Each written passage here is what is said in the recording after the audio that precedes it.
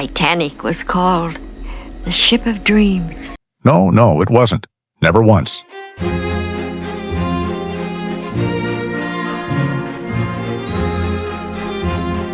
We all think we know the story of Titanic, a ship so famous it's been immortalized in film, books, museums, and yes, even YouTube videos. But in the retelling of this story, decade after decade, something strange has happened. Dozens of myths, misconceptions, misleading headlines, and just plain wrong facts have seeped into the Titanic's legend. They've been passed down like folklore, wrapped in emotion, repeated until believed. I call them zombie myths, falsehoods that were debunked long ago, yet somehow refuse to die. And now, with the rise of AI and rapid online content, these myths spread faster than ever. So today, let's set the record straight.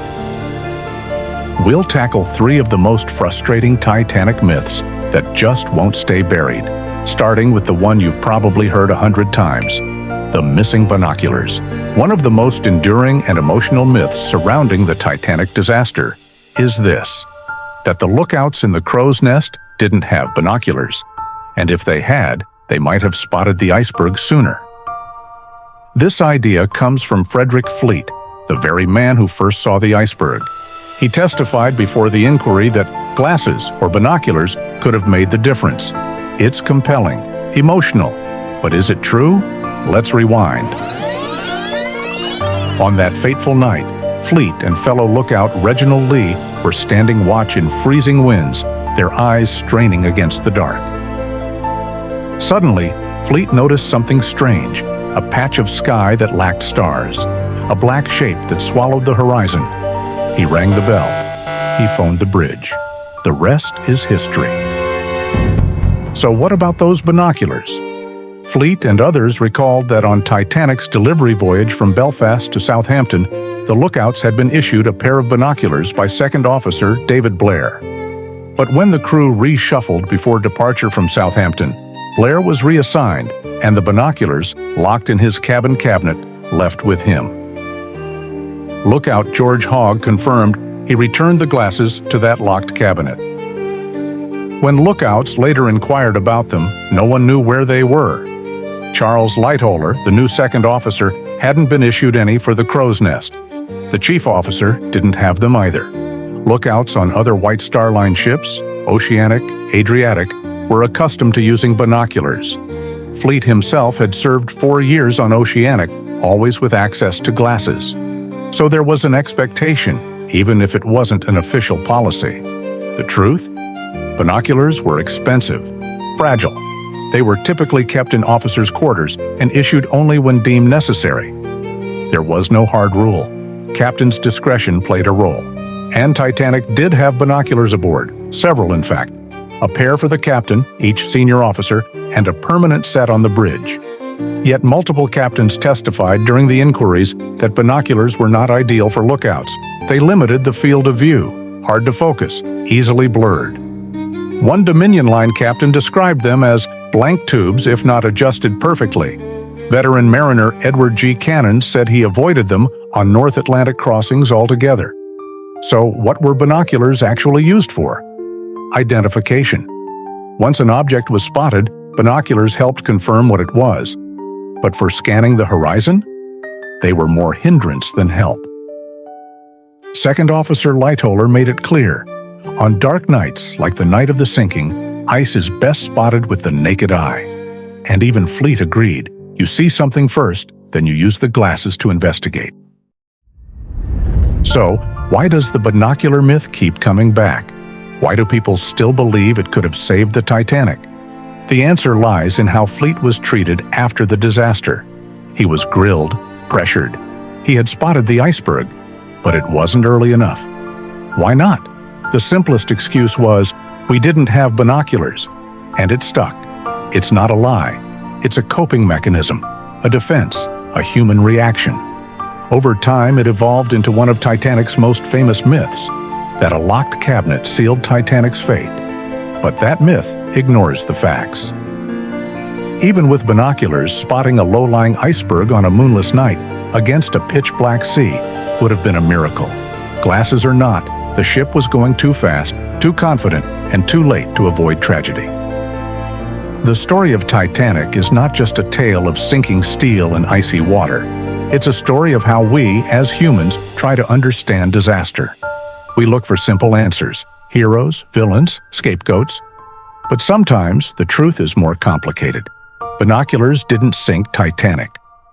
But the myth endures, like so many others, because we want something to blame. So next time you hear someone say, "If only they had binoculars," you'll know the deeper story. And maybe, just maybe, we can let that old ghost rest. Myth busted. Despite the Titanic's lookouts, Fleet and Lee, being stationed high up in the crow's nest, spotting ice that night was nearly impossible.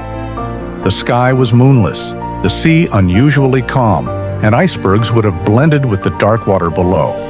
Their elevated vantage point ironically worked against them, as ice was nearly invisible from above.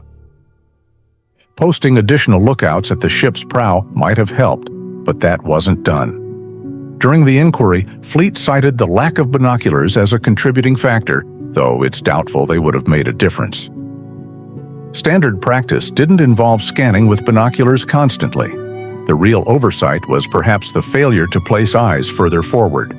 This is something the Carpathia did during its urgent dash to Titanic's rescue, narrowly avoiding bergs throughout the night. In the end, the lookouts saw the iceberg with less than a minute to spare, not their fault, but an unfortunate result of poor planning. Another widespread myth suggests Titanic was trying to set a speed record. This simply wasn't possible. Ships like the Mauretania and Lusitania, operated by Cunard, were much faster than Titanic. The White Star Line prioritized comfort over speed. Surviving officers denied any attempt to break records, claiming the ship only reached 21 to 22 knots.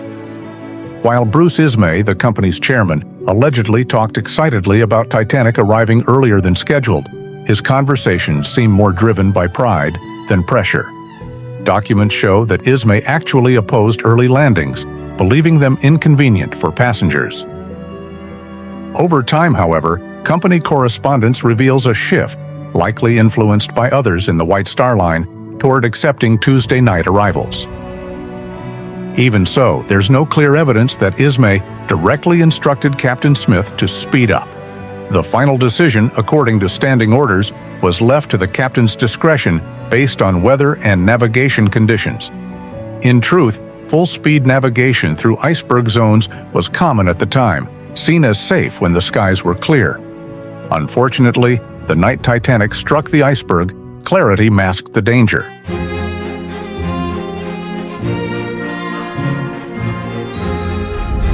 Continuing from the earlier point about lookout practices, posting additional eyes forward or being extra vigilant for hazards might have helped, but wasn't standard.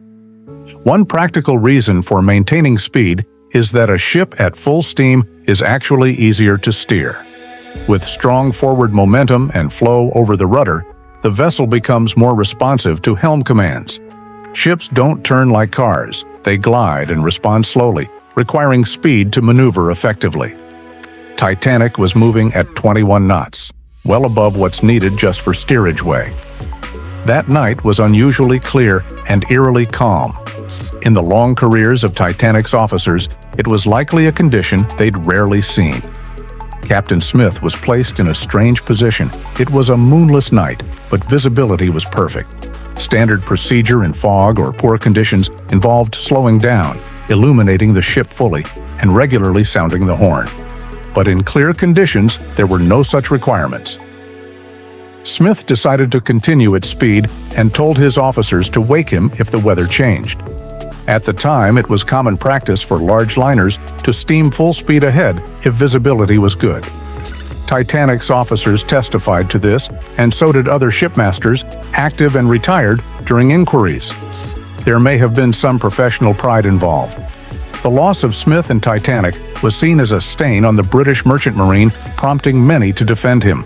Even Captain Rostron of the Carpathia, known for being cautious, said this was standard behavior.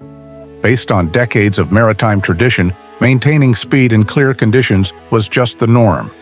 But yes, Smith could, and perhaps should, have posted more lookouts. So was Titanic pushing for a speed record? Absolutely not. Even if there had been interest in reaching New York Tuesday night, that wasn't unusual. Her sister ship, Olympic, had done so multiple times. Bruce Ismay, often vilified in popular stories, actually opposed early arrivals. In fact, nothing suggests Titanic's owners or officers were pushing the ship unnaturally hard. What we see instead is a case of conventional practices that would, in hindsight, prove tragically flawed. Myth busted. Now onto the rudder, a more technical topic, but a fascinating one. For decades, Titanic's rudder has been blamed for the collision, labeled as too small for a ship of its size. But let's look at the facts. Titanic's rudder stood 78 feet tall, about the height of a 6- to 7-story building, and weighed over 101 tons. Unlike modern rudders, which are hollow, Titanic's was made of 5 solid cast steel sections, bolted together with 2 to 3.5-inch forged bolts. It was mounted with 7 massive hinges called pintles and gudgeons, and 2 built-in stoppers limited its turning angle to 40 degrees to prevent damage from excessive drag or force. So, was it too small? Rudder size is usually measured in proportion to the ship's hull area along the centerline. At the time, the ideal rudder size was estimated to be between 1.4% and 2% of the hull area. Using calculations by maritime expert Captain Charles B. Weeks, Titanic's effective hull area was about 28,870 square feet. Based on this, her rudder should have been between 412 and 577 square feet in area. Using Simpson's rule, Titanic's actual rudder measured about 401.63 square feet, just 11 square feet shy of the lower limit. So yes, it was technically undersized, but only slightly.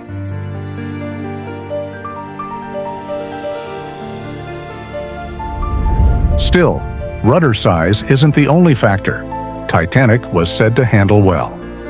Quartermaster Robert Hitchens called her a good steering ship, and Board of Trade engineer Francis Carruthers noted her surprisingly tight turning circle during sea trials. Her rudder was assisted by a central propeller placed directly in front of it, which enhanced steering effectiveness. If rudder size had been a true problem, Olympic or Britannic, Titanic's sister ships, would likely have seen changes. But they didn't. Captain Bertram Hayes, who commanded Olympic for 6 years, including wartime service, praised her maneuverability.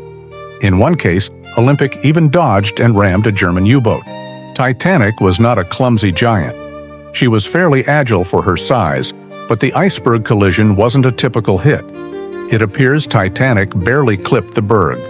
That razor-thin margin has led some to speculate, would an 11-square-foot larger rudder have made the difference? Enter Dr. Stephen Payne, a marine architect who designed Queen Mary II. He believes that under such specific and extreme circumstances, the slightly undersized rudder could indeed have made a difference. He also notes that when the bridge crew saw the iceberg, they ordered the engines stopped, which would have halted the central propeller and reduced water flow over the rudder. This, combined with the rudder's slightly small size, might have cost Titanic precious inches. So is the myth busted? Not entirely. Titanic's rudder was technically a bit too small, and in this one tragic moment, that might have mattered. But to say the ship sank because of her rudder would be misleading. Titanic's story is one of many compounding factors, like layers in the Swiss cheese model of disaster. The rudder may have been one of them, but not the one. And as for the other wild theories, from cursed mummies to coal fires weakening the hull, those are myths for another time. If you found this story thought-provoking, don't forget to like the video. It really helps us out. Subscribe for more deep dives into maritime mysteries and hit the bell so you never miss an episode. What do you think about Titanic's rudder? Was it a fatal design flaw or just one piece of a larger puzzle? Drop your thoughts in the comments and let us know what you'd like us to explore next.